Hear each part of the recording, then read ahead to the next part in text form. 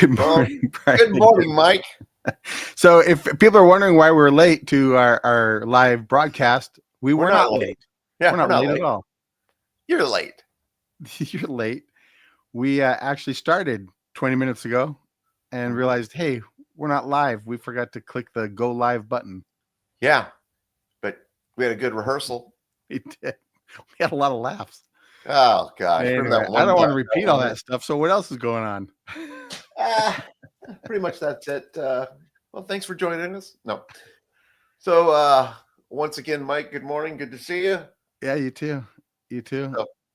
So as we were kind of talking earlier, we kind of rehashed the Tyson fight because that's what America is talking about. Everybody talked about the Tyson fight.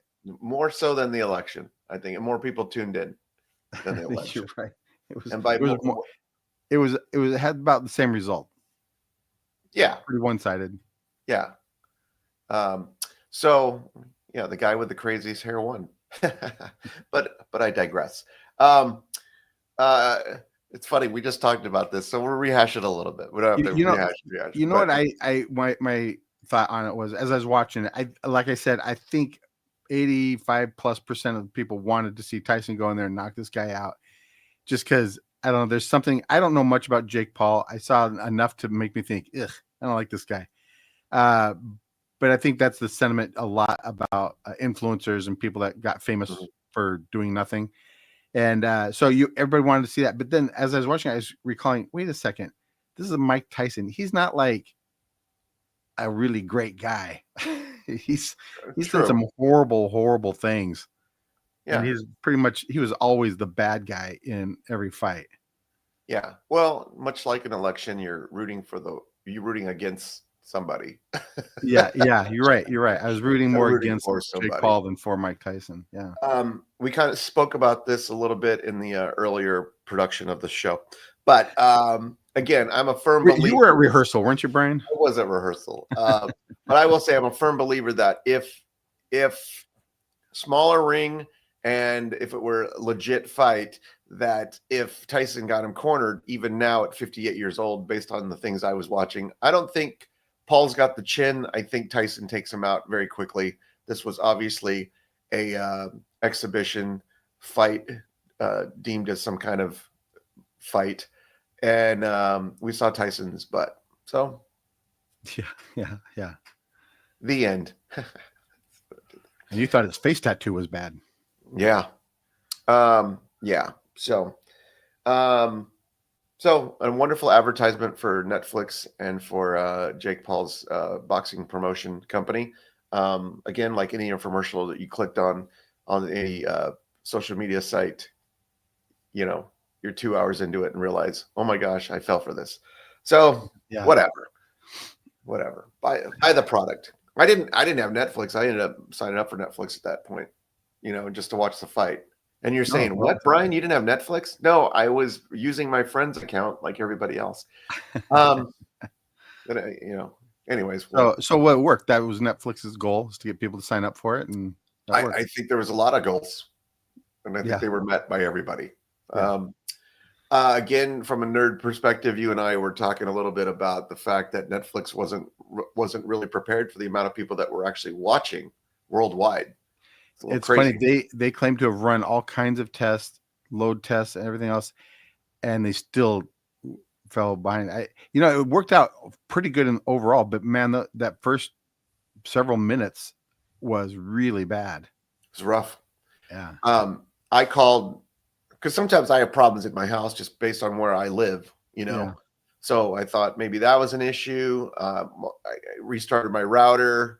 Making sure on my end everything's taken care of. Right. Called my internet provider. There was a problem in my area, which I think was just probably cover.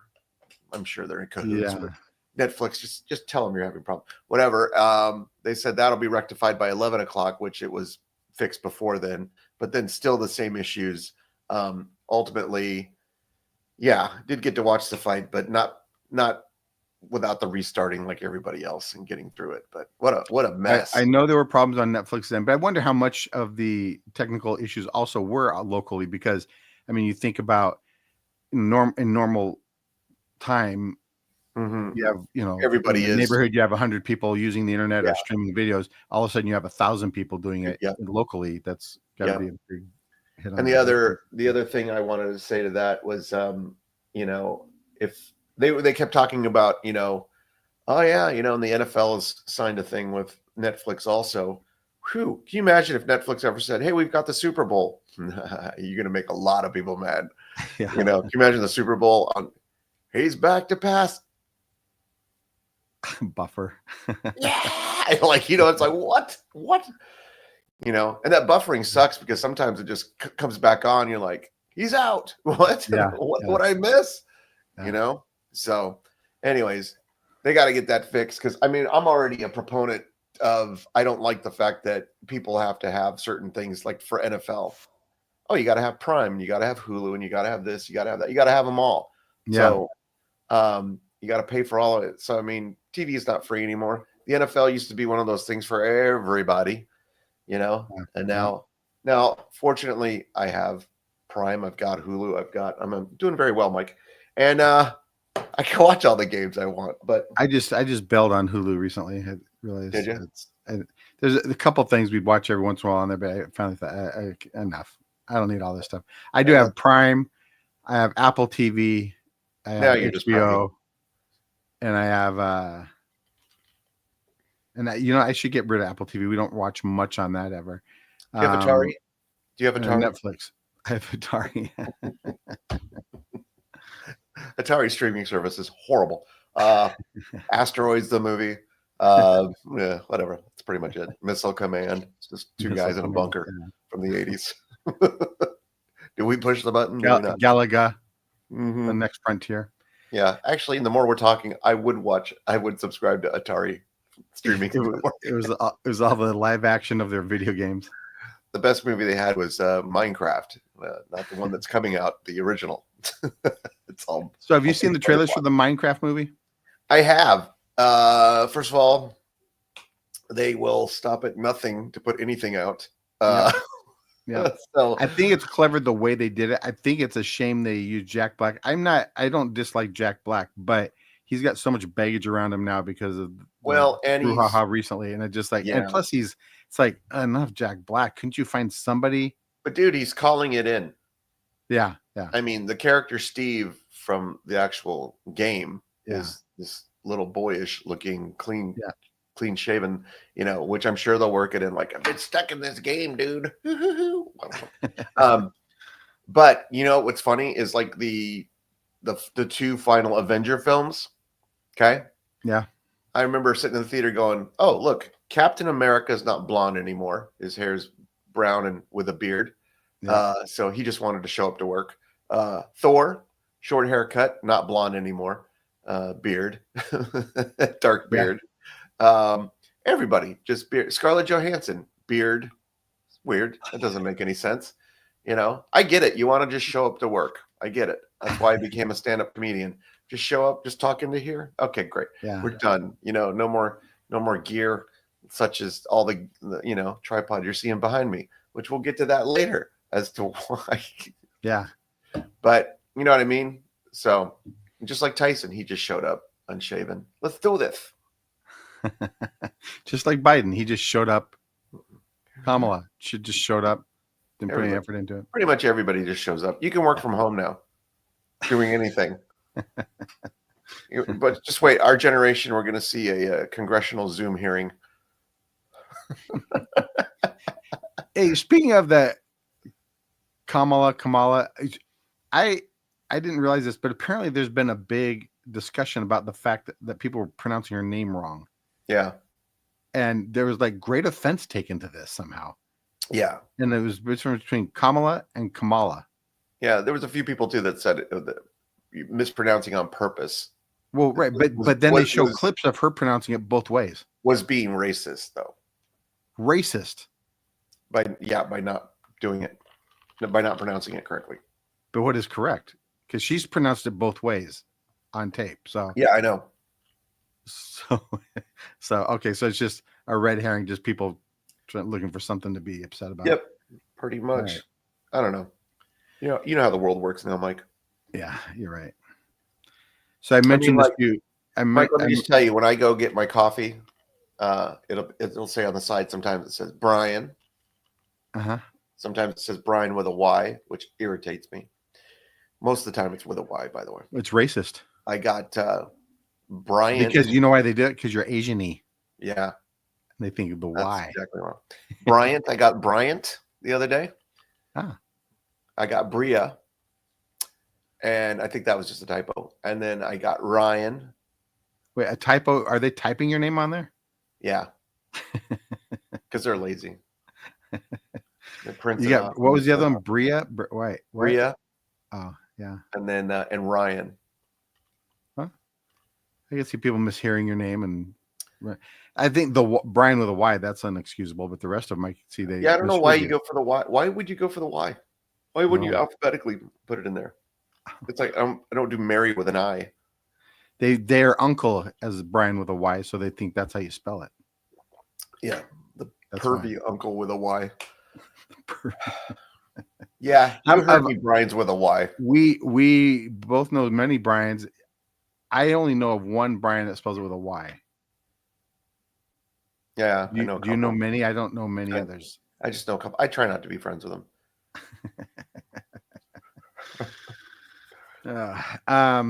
There's a few I have problems with. One of them is okay, but you know what I'm saying. So we did discuss this earlier, but I wanted to bring it up because I just think it's an interesting story that this book was returned 20. It was just returned 20 years late. 20 years. Now that doesn't seem like a huge deal. Just, somebody found the book and returned it. Well, it might be a hard read. It is Vince Lombardi. Right. So I was wondering what you thought the actual fee would be for a book that's 20 years late like that. Yeah. Overall, again, I don't know what the fees are for a library book late. And then with that span, I think it's $40 a day plus parking. No, I don't know. Yeah, I don't know what it is. I don't know. I mean, it's ridiculous. 20 years, you said? 20. Yeah, I think that's what it was. You'd think it'd be $3,000 or something, but it's probably $200, which is still too much for a book that's probably valued at nothing now. You can probably find it at a garage sale. If they put that back on the shelf, the next person who gets it should just keep it for 20 years. Teach everybody a lesson. But you know what? Vince Lombardi, what was the name of the book too? The Art of Winning, or Winning is the Only Thing? No, it's Winning is the Only Thing. Winning is the only thing. So here's the deal. Whoever bought that book, they meant it. Winning is the only thing, and no one else is going to find out except me. I don't want anybody else finding out that's just me and Vince Lombardi. I don't want any of my competitors finding out that winning is the only thing. Nope. Jake Paul checked it out, did his fight with Tyson, and returned it. So, yeah, it's a little suspicious that book was returned right after he finally won. Yeah, I'm not a conspiracy theorist, but I think there's a little uncomfortable for everybody. So, anyway, I don't know. And we talked about this is just a recap, everybody, what Brian and I just talked about a minute ago. We talked about the greatest sports movies ever, and we came up with Rocky because of boxing. That's kind of how the situation came up. Rocky. And I agree with you. I think that is the best sports movie ever done. And not only that, I would dare to say that even some subsequent Rockies were among the top 3. Yes, but definitely the first one, because I think people can relate to it because that movie's. Don't even get me started about the Rocky series. We could do 5 weeks on this. We could do 6 weeks, do each one individually. I could tell you my opinion on it. But anyway, it's more than just that movie's all about heart, right? From a sports perspective, it's about boxing as a lone sport and finding your desire, finding your drive. I always thought a lot of that movie was based on. I mean, the heart of that movie is really, should I do what my wife says or not? that honestly would be 2, 3, 4, 5. Which then you go back to 1 where he's single and finally gets a relationship going, and then the last one, she's dead. Spoiler. Then he does what he wants to do. So so from the perspective of being a married guy's dream, watch 1 and 6. No, But but I think you're right. That is the number one. But we also talked about Rudy being Rudy. the close second. Close. Right. And Yeah. Rudy being, of course, again, and I'm a man enough to admit I would cry every time I watch that movie. Yeah. So I'm thinking back. I've probably watched Rudy 2 or 3 times, maybe. But it's been a long time. But you're right. It's a heart-wrenching. and again, not so much about the sport, but the drive and the desire to want to be able to do something, and the will to not give up. My goodness, the sequence with him just going to college, just trying to get into Notre Dame, Yeah. crazy, and being again, always being the underdog and persevering. So, and then of course that led us into, of course. Oh, right.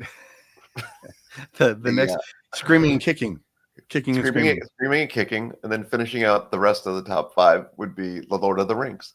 Oh yeah, that's right. Yeah, when Frodo was taken up the mountain when by Rudy. When Rudy helped Frodo up the mountain. So hey, here's one we didn't mention that I only saw it once, and I just remember thinking, again, an emotional sports movie, Brian's Song. Oh, Brian's Song. Again, most of these movies are all about relationships.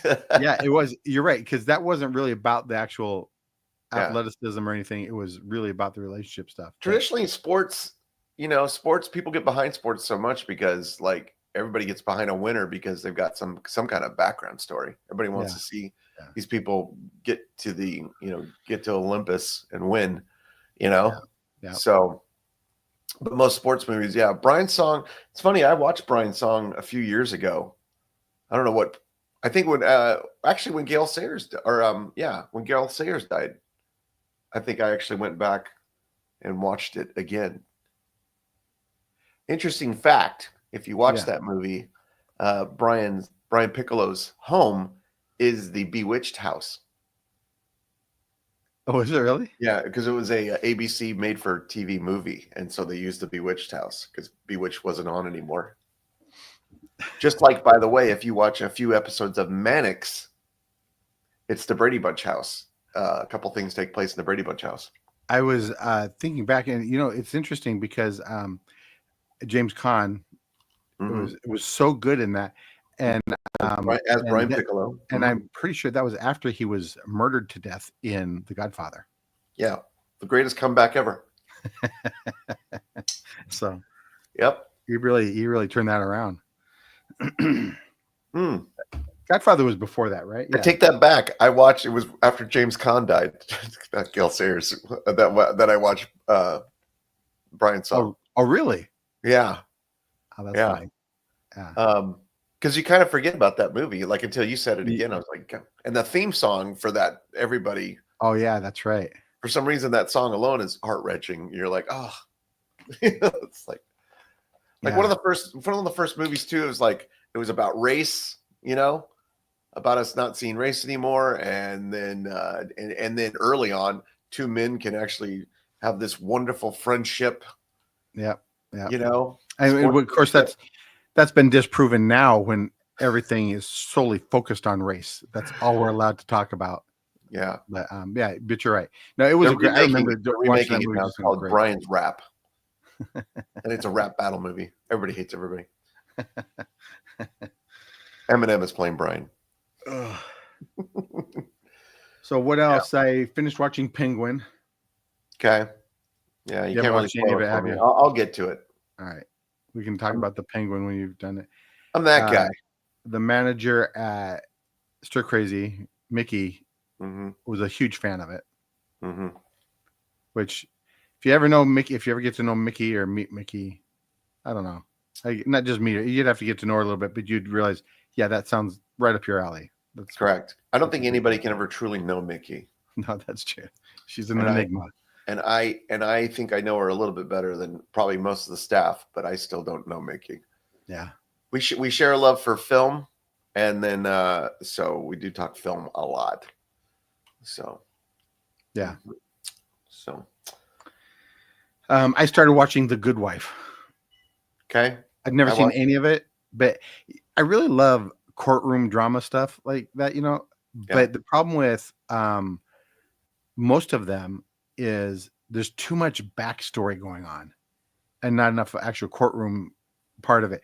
Like Suits was another good one, but there was just so much other heavy stuff happening in the show, and it's like I just want to always get back to the court. Good Wife definitely has a lot of backstory and a lot of drama. It's based on, that's kind of the premise of the whole thing, but they, for some reason, I like it because they just have a lot more of the case that they're working on is much more important. Yeah, oddly enough, I don't know how it started, but my wife and I actually, when it was on in its original run, we watched that every week. And it's amazing to think about watching something every week. Yeah. Waiting for it to come out. I mean, there are shows that still do that, obviously, but nowadays everybody tries, like with Penguin, I'm just trying, I want to binge it. Yeah. Yeah. Which is the first time I've actually chosen to not watch something and binge it later. So, yeah. So better. I was the same way, and I'm like that too. And I was going to wait, but then I started. Oh, I'm just going to start watching. There's another one on. I think you've been watching on HBO, The Franchise. Franchise, yeah. I missed last week, so I still need to watch that. Yeah, that's really fun to watch. What was that one about the spaceship? It was on HBO, I think. Yeah. What was that called? What was that called? Yeah, the cruise spaceship that was like a big abandoned. Yeah, it was stuck out in space for a while. Yeah, it's very much like that. It's just kind of it's got that same feel. Yeah. You know, I started binging the State of the Union addresses, and you really got to binge those though. You don't want to like miss in between. Yeah, but like you lose track. Season 3, whatever. Anyway, not believable. Anyways, yeah. So I don't know. Franchise very good from a production standpoint. You were telling me about there's making of the making of the making. Yeah, watch. It doesn't give anything away of the story at all. You can watch it before you even start watching the series, but watch the behind the scenes because the show is about a making of a movie, so it's behind the scenes of behind the scenes kind of thing. But it's pretty interesting. What I find fascinating about it is very interesting in terms of like the background and watching all these characters, and they all have their own little character arcs going on. Yeah. But a TV show about this only ends with, I guess, the movie coming out. Right. And then I guess another season might be another franchise, a different franchise, or the same franchise, a new sequel. Yeah. So we'll see. I don't know. I do thoroughly enjoy that show. My son is going to college right now, and he switched colleges, and so he's kind of a big shot at his new college. Anyways, they made him the assistant director on the first shoot that they did. Not knowing him or anything else, and he's never done Spider-Man reboot. Spider-Man 9, 19. No, but Spider-Man 1 version 9. Exactly. Point whatever. But he was the AD, and like he got a real taste for what an AD was. So when the franchise started, I said, "Oh, this guy, the main character, is the AD," and he watched one episode and goes, "Yeah, that's exactly how it was." So he's enjoying it now too, so he's got to go back and get a little bit caught up though. He came in on I watch it thinking, and not ever been part of a big feature film or anything, of course, but I watch it and I feel like that has the realism level of like Veep. Yeah, Veep had, obviously it was so sarcastic and so crazy, but as a lot of people in the political world have said, that is way more accurate than anything else. Like West Wing, all that stuff, that's just whitewashed. The Veep is actually much closer to how things actually work. And I just rewatched that whole series also, which is just the best. So a good example of what you said is exactly. You look at you just said it. What was the NBC series? The political one you just mentioned? Oh, West Wing. West Wing is very, it's very dramatic, this, that, whatever. There's not a whole lot of joking that goes on like that. Well, it's also the president is very presidential all the time, and there's never any real world. Well, right. They're not humanized at all. It's played for drama the whole time. Whereas Veep was played for laughs, but not it's kind of like, I mean, think about comics off stage. They're not. It's the opposite. Comics on stage are trying to be funny. They get off, and it's just like, you know, they Yeah. unload some crap of what's going on in their life and the rest of it. But there's jokes between that. You're Yeah. just sarcastically talking. But Veep was that sarcastic realism. Yeah. You know, Yeah. the franchise kind of touches on that too. Just the whole like, what are we doing? Why are we doing this?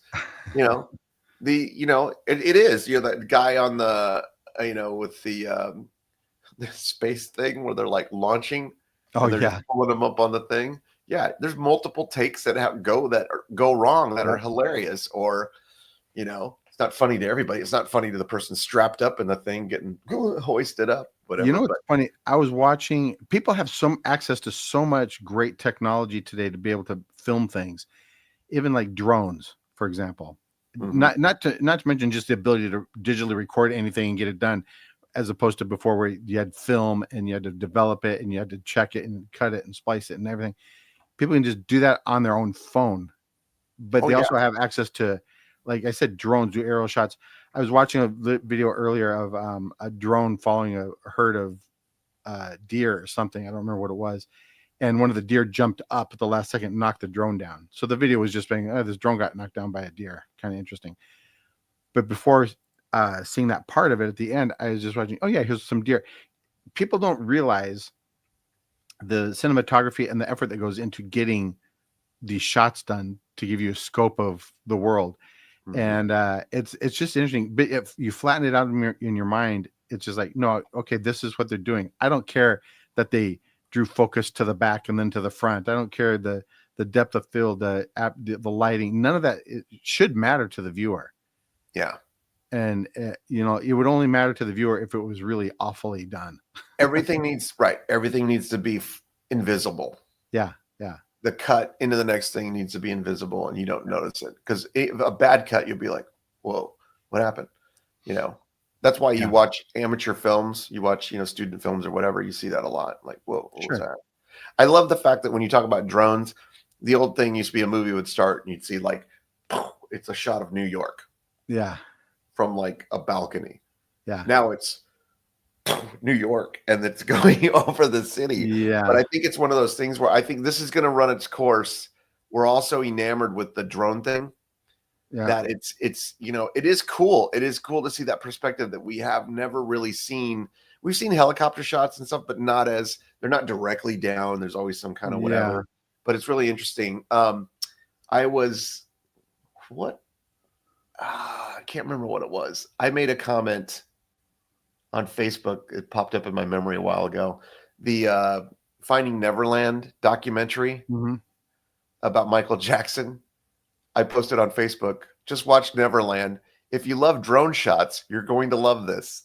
Because it was Neverland and then it was New York, but like long shots with, you hear the interview over it, then it would go with it. But I just remember that thinking like, okay, you got a drone. Good for I think you're right. It'll run it. It's like the lens flare thing for a while. It was like just everything was a dramatic lens flare, and that's over. I think that obviously those shots have their place. If you're trying to establish, look, this is where this is happening, or you're trying to get a scope of the breadth of something or something like that. But you're right. There's too much of these establishing shots that are.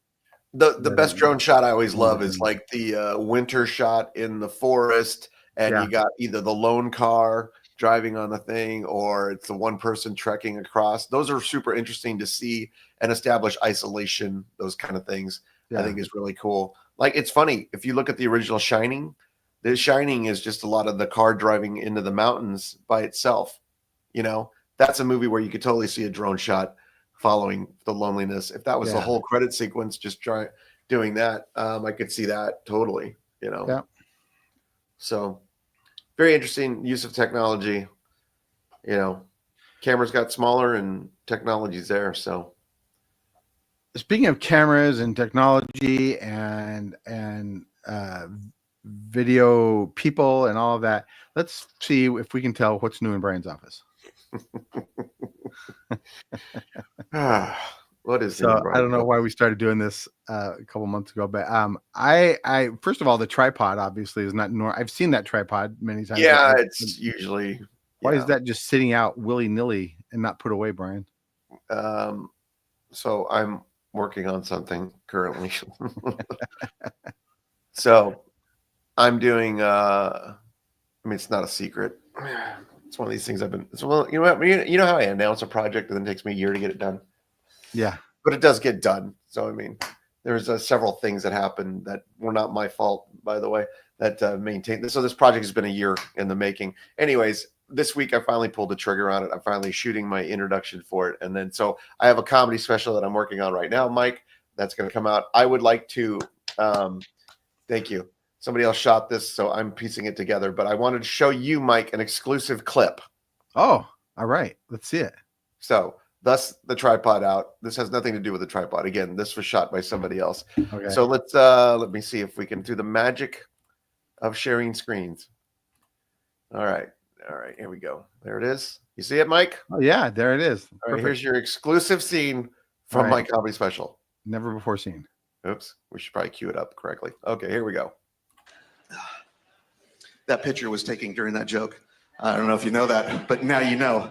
Looks like some kind of cool Bruce Lee thing, but it's not. I don't know what that's. That's it, Mike. That's all you're getting. What? That wasn't even a tease. That wasn't like a even if I went to the yogurt shop and said, "Give me a taste of banana whipple," I don't know what that's, and they didn't even give me they gave me the little tiny spoon and held it up and said, "Just smell it." That's what that was. I didn't even get to taste it. That's all you get. What the That's all you get, Mike.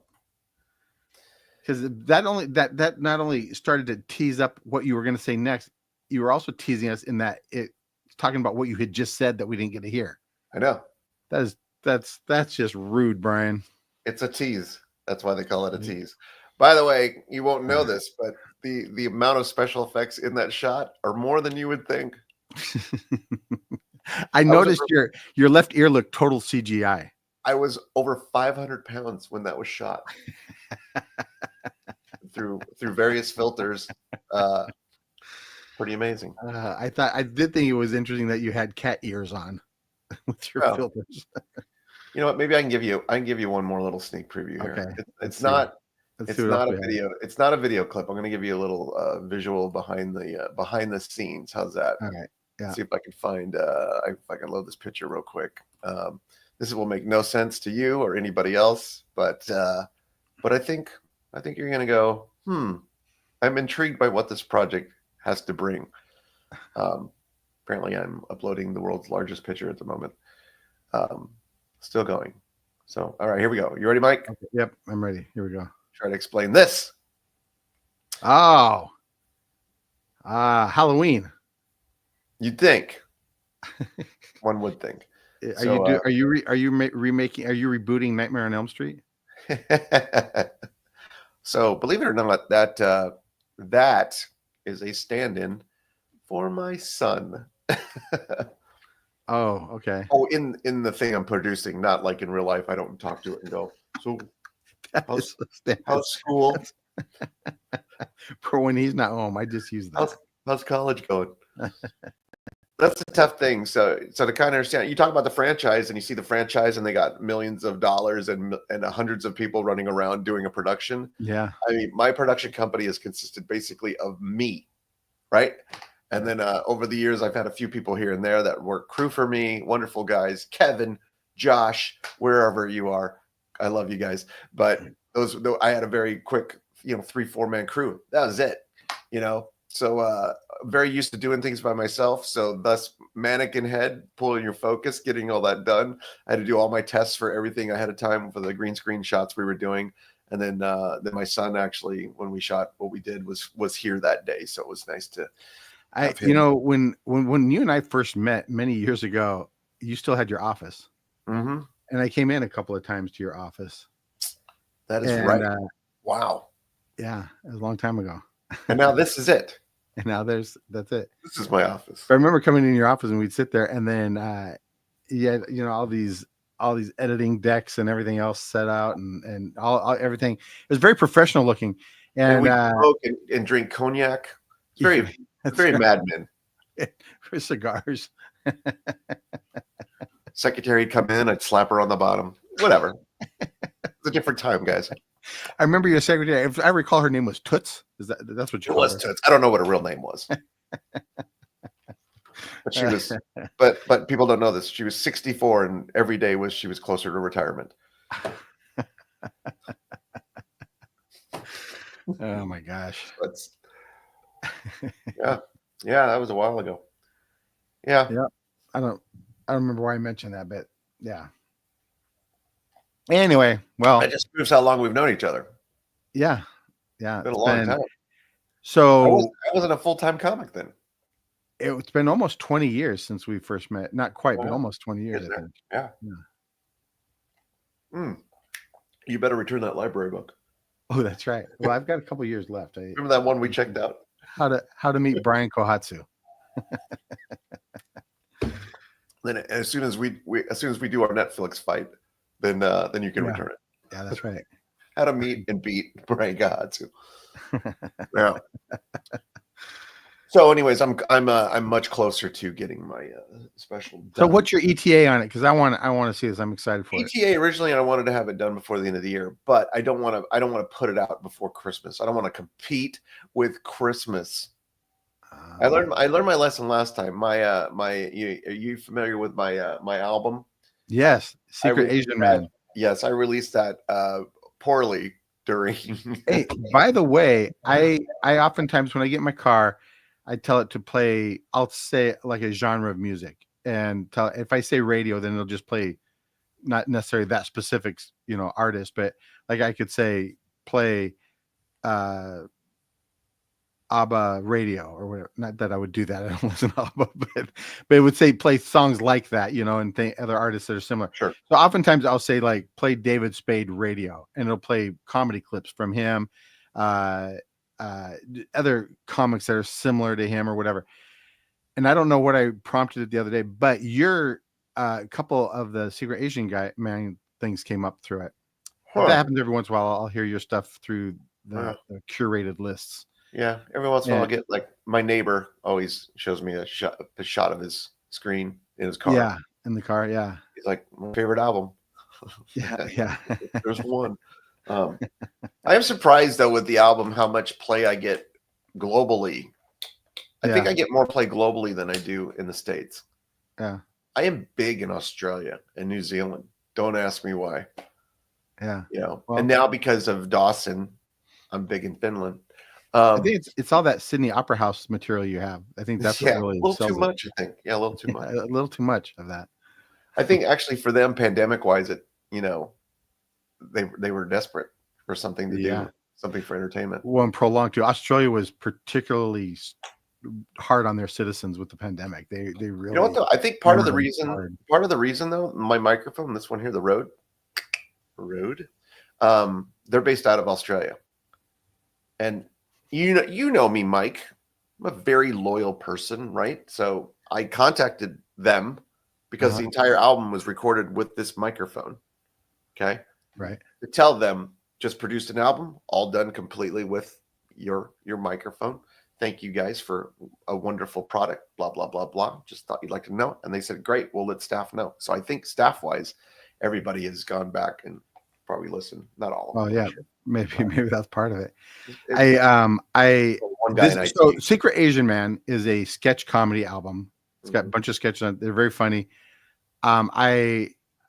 You were very nice and asked me to record a couple things on there, which I did. I was listening. It came on.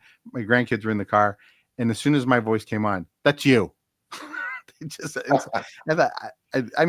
get they recognize my voice, but man, within 3 syllables of what I was pretty saying, good. That's you. I thought, wow, okay, yeah, you're right. The thing is too that people don't realize. I actually thought about doing a podcast which I would cover each sketch with the people that are in it, right? Oh yeah. Because I did it in a way that like you're in the Nitwits sketch, okay, which is it's 2 old ladies doing improv, okay. The idea behind that was you and I have seen horrible improv done all over. these are two very old women, and they call themselves the Nitwits because they used to like to knit, and they made funny jokes. So, and they're in an old folks home, basically performing improv. So people with the suggestions are you, Brandon Brooks, who was in our improv troupe, and Kevin Schneider, who was in our improv troupe. They're the ones calling out the suggestions and hating every moment of it. So that was my love letter to you guys and to bad improv nice. everywhere. And then the other sketch I had you in too, I had you in the executive decision one because you as an executive, it's about a medical pharmaceutical company that was on the brink of disaster. But luckily, some excellent ideas were brought up, so they were able to. It was definitely you should go listen to it if you haven't heard it. But it's the resolve is very 80s influenced. Let's put it that way. It's a very satisfying end to the sketch. Yeah. But I will say that it was very cool because it was during the pandemic that I did it. So it was cool to reach out to, like you guys in the improv troupe. And then also my friend Stephanie, who I did my radio show with, she's in a bunch of stuff. The production guys I mentioned earlier, Kevin and Josh, I have them. Chris Lamont, I have them in the other sketch, which is, so my production friends are in this one and this and this. So it was a fun project to do that way, Yeah. But here's the funny thing is I have my son is in one of them, and him just at the time, his voice was, it's still kind of the same, to be honest. But the sketch that you're in, I play a version of a kid. Well, we're kind of talking like this. You can match that with my son's voice from the other track, and it's really super close. Because what I did is I took, not on purpose, I took my voice, recorded it, and I thought it was a little too low. So I sped it up 10%, and it matched Kai's voice exact. It was like, whoa, and I was telling Rick Roberts this, and Rick Roberts said, yeah, so it just means you're 10% slower than your son. So, but a lot of people thought it was Kai in that thing. And I'm like, no, that's me. The other one is Kai. So I was watching, as I often do, I called you, Brian, to complain about something in a show or a movie I've seen. And I called you to say, I am so tired of flashbulbs, post sound effects, post 2000 or post 1985, even, but especially post 2010, that for some reason flashbulbs make a loud kush sound in movies and television. So watching The Good Wife, that's exactly what happens is kush, kush, kush, as she's stepping out in front of the press. I'm thinking that's not real. And I called you to complain. And luckily in your car, you had your kids with you. So you said, well, let's talk to Kia about it because she's a photographer. Right. Let's go to the experts. And I went go to the expert, and, she gave her input, and then, but we realized it's not her fault. It's film editing. Right. Because my wife, my daughters, I believe my daughter said, I don't care. Yeah, that's right. Yeah. I think that's what she said, I don't really care. I was complaining, and she said, I don't care. And then, but your son, then we turned to him because he is in the film world. He does editing along with the other roles in production. But I don't remember what Kai's response to it was actually, but I just remember the end result being, I'm very dissatisfied with the fact that this is happening.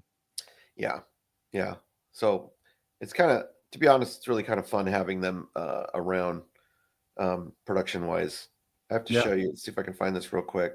My house is an absolute disaster right now because we're shooting. Yeah. So if I can show you the front room, it's not very. It's in mid-production. Yeah, and then my wife's like, "When is this all going to be cleared out?" And I was trying to do it before Thanksgiving. Nobody's coming over here, but I just thought Thanksgiving, that's good. She'll be able to relax and that. And then she says to me, if you can have it, you got cleaned out before like December 15th. I'm like, don't give me more time. Are you kidding? I don't know. That's us on the set, if you can kind of see. Oh yeah. So I mean, that's not even the half of it. I mean, there's so much more. The green screen. Is there going to be a bunch of asteroids coming or something? Yeah, it's just a lot of reaction shots. And somebody throwing a fake one at me. Bonk. Yeah. Well, Yeah. Should do that. It should do like Minecraft the movie. Except Yeah, you do should. Asteroids. Asteroids the movie. Oh no.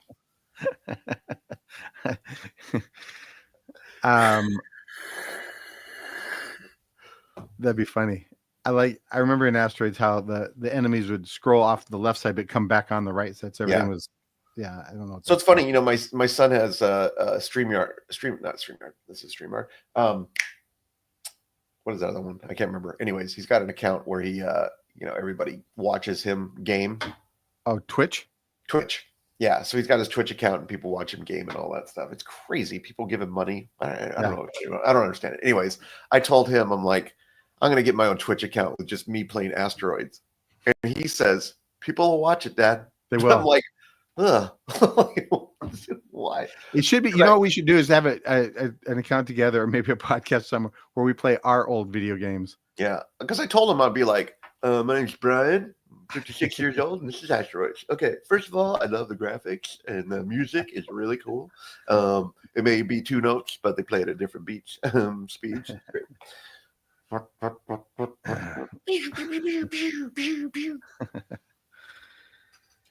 Well, next week we have a very special visitor joining us, Brian. We do. So, Hal Linden? Yeah. TV's Barney Miller? Gabe Kaplan's going to join us. Oh, Gabe Kaplan. And, I saw him live when I was a kid. Did you? I fell asleep, Well, but I saw. You're one of the last people to see him live. He's still living, by the way. Celebrity theater. I was mentioning to you not long ago that it's so weird that at one point in my life, in our lives, but specifically in my life, many years ago, the actor that played Skippy and Screech in 80s television called me together. It was a 3-way call. It wasn't scheduled or anything. They just called me to ask Mark Price putting together a comedy event with them and whatever. But I just thought, how bizarre. Skippy and Screech were calling me. Yeah. It's such a weird thing. And Gabe Kaplan too. We've seen Gabe Kaplan around. He's still doing stand-up. Yeah, it's just I got to hang out with Thomas F. Wilson for a little while when I was doing my radio show. Biff from Back to the Future. He knocked me on the head, Mike. Did he? Hello, Brian. Hello. Yeah, he did. He said, "Hello, Brian." Hello, Brian. And I'm laughing like a schoolgirl at this point. That's funny. But on a serious note, did he give you that book for the future? Because that would be really helpful. The sports book. I tried, but he had that bat, behind his back that went. Oh yeah. And I was like, all right, cool. And I guess it wouldn't be helpful now because it only went up to what? I do have a model of the DeLorean that he has signed the box. Really? Yeah. That's cool. And my Back to the Future DVD, he signed that too. If you want, Brian, I'll come over and sign your Dry Bar mug. Oh, that'd be great. Great idea. You know how many Dry Bar people come through? It's true. Yeah, you should have everybody have some Dry Bar there and everybody sign it. That's a great idea. Yeah. Or your shirt or something. Great idea, Mike. There you go. Who's there this weekend? Tom Clark's there this weekend. Yeah. There's another one. By the way, I love Tom Clark. Wonderful guy he is at Stir Crazy this weekend. If you're watching this live or within the next 24 hours, Friday, Saturday, come check him out. Yeah. I'm going. I'm not even working this weekend at the club, and I'm going to just go hang out with Tom Clark. Do you know that he and Eric O'Shea came up together in the comedy scene? No, I didn't know they even knew each other. Yeah, I didn't either. And last time Tom was here, Eric said, "Hey, buddy, I'm gonna stop by and see Tom Clark. I don't know if you know this, but we went kind of came up together in the scene. Pino." So. Yep.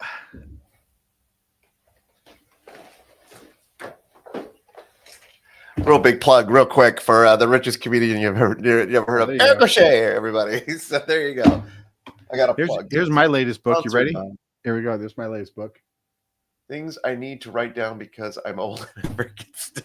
This is the content of it. It's perfect. Yeah. All right. Wait. I don't know if I told you this too, Mike. The cover, I bought it without the cover, even though I was duped by eBay.